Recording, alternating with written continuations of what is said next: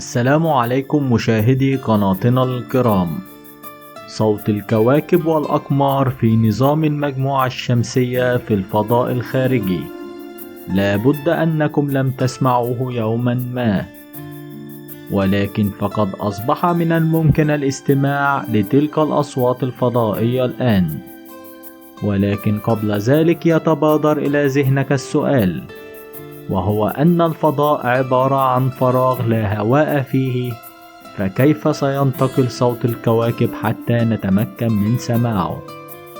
إنه سؤال مثير للاهتمام، يلقي الضوء عن طبيعة الموجات الصوتية، فكل شيء في الكون يطلق إشعاعا، ولكن ليس في مقدورنا سماعه أو رؤيته. إن طيف الضوء الذي نراه في الواقع صغير جدا مقارنة بالطيف الواسع جدا من الضوء المتاح، بدءا من أشعة جاما إلى موجات الراديو، وتشكل الإشارات التي يمكن تحويلها إلى صوت جزء واحد فقط من هذا الطيف.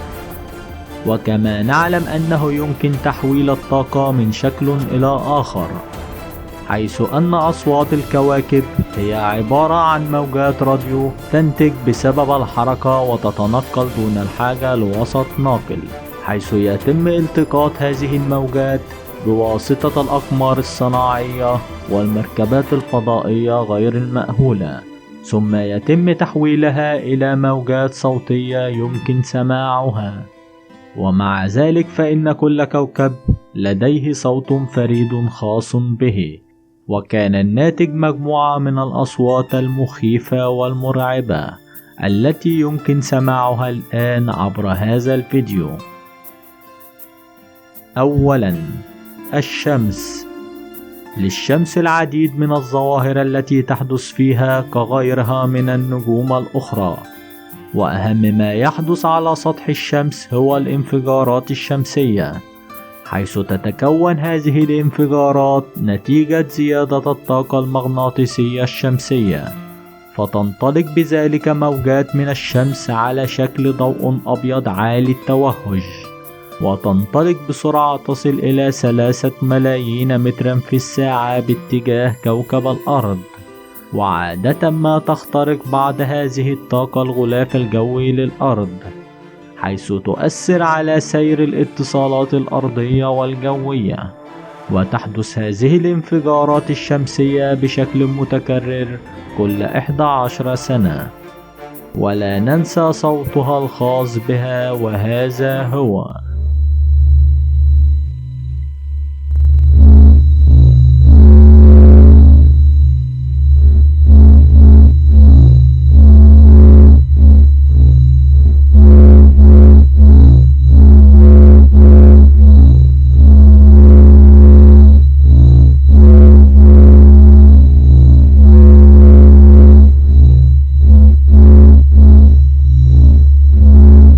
ثانيا، كوكب عطارد هو أصغر كواكب المجموعة الشمسية، وقد جاءت تسميته بعطارد من طارد أي سريعا في الجري، بمعنى أن هذا الكوكب يتميز بسرعة كبيرة في دورانه حول الشمس. ولا ننسى صوته الخاص به، وهذا هو.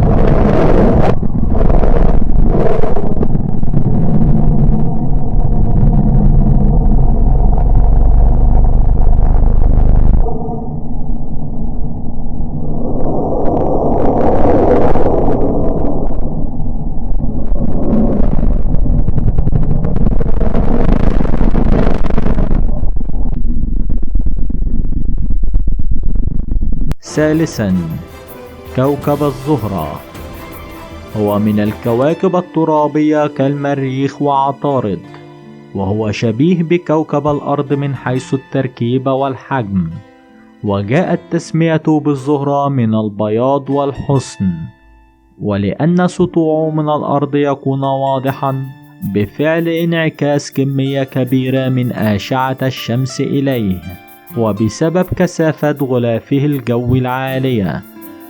ولا ننسى صوته الخاص به، وهذا هو.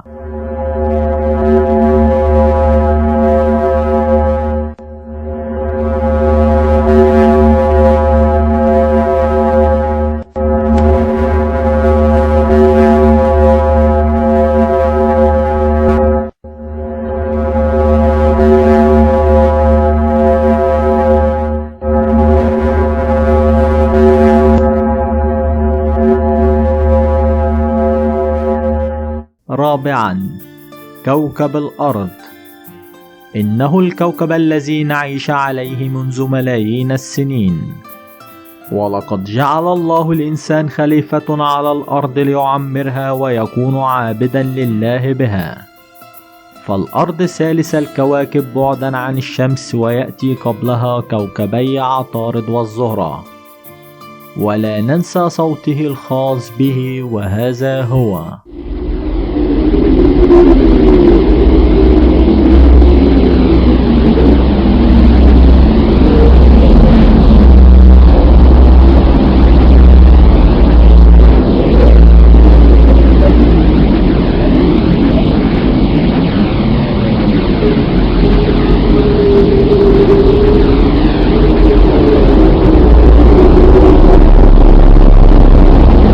خامسا، كوكب المريخ.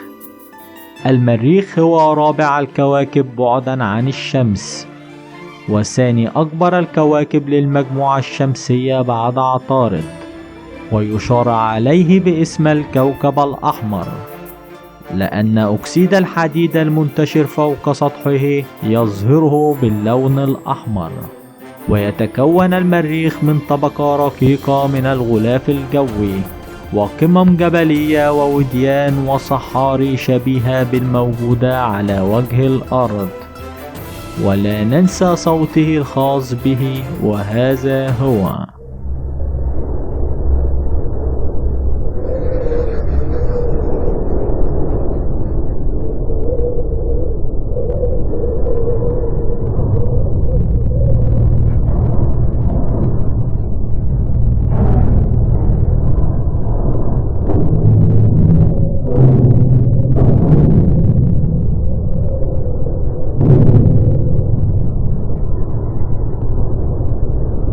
سادسا، كوكب المشتري.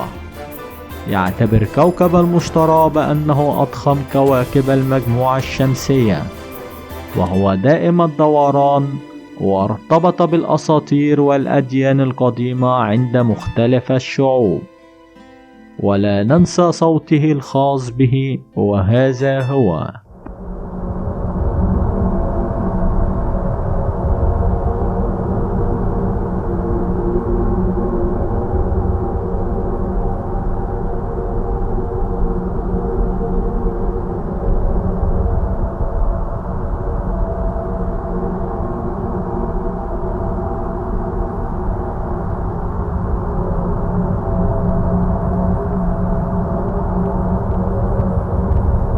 سابعا، كوكب زحل. يعتبر ثاني أكبر الكواكب بعد المشتري، ويصنف ضمن الكواكب الغازية، ويحتوي غلافه الجوي على الهيدروجين والميثان والإيثان والأمونيا والهيليوم. ولا ننسى صوته الخاص به، وهذا هو.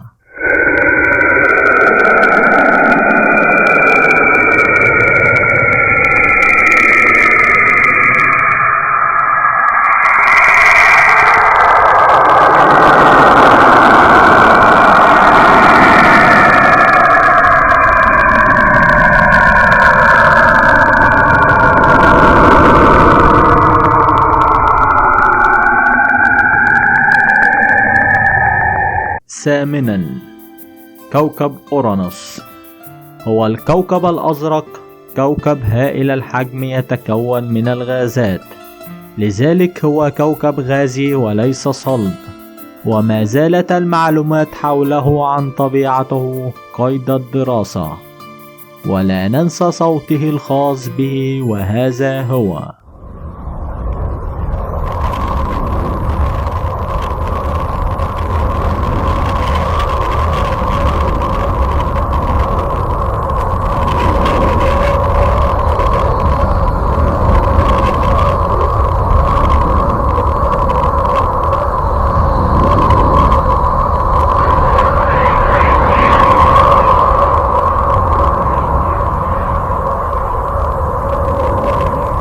تاسعا، كوكب نبتون. هو الكوكب الأكثر بعدا عن الأرض، وهو أصغر من الكواكب الغازية الأخرى، وتعتبر الجاذبية فوق سطح نبتون مثل كوكب الأرض تقريبا، فهو عبارة عن كرة من الغاز والجليد وربما يوجد نواة صلبة، فلا يوجد هناك طريقة أن يقف الإنسان بها على سطح نبتون دون غرق. ولا ننسى صوته الخاص به، وهذا هو.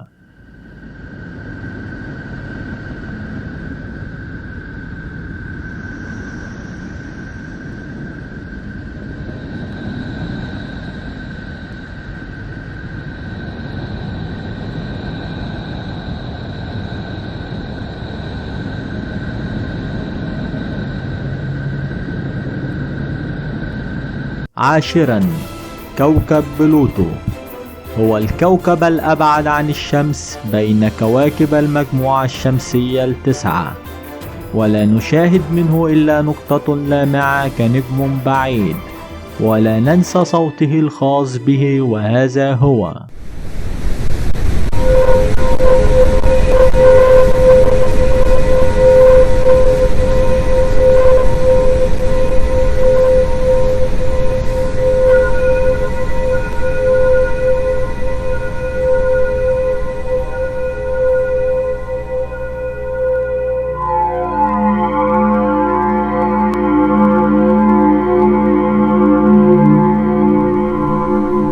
وربما يتبادر سؤال إلى ذهنك الآن بعد سماع أصوات تلك الكواكب: كيف يسمع البشر والحيوانات؟